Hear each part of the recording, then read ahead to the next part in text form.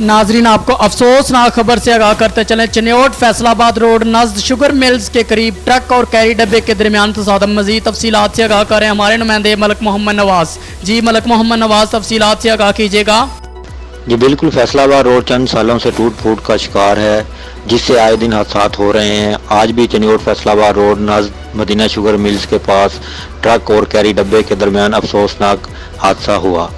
हादसे की इतला मिलते ही रेस्क्यू टीमें मौके पर पहुंच गईं। जख्मियों को सिविल अस्पताल रेस्क्यू किया गया, जहां पर एक शख्स जख्मों की ताब न लाते हुए जान बाक हो गया और दूसरे शख्स को इब्तदाई तिब्बी इमदाद के बाद डिस्चार्ज कर दिया गया।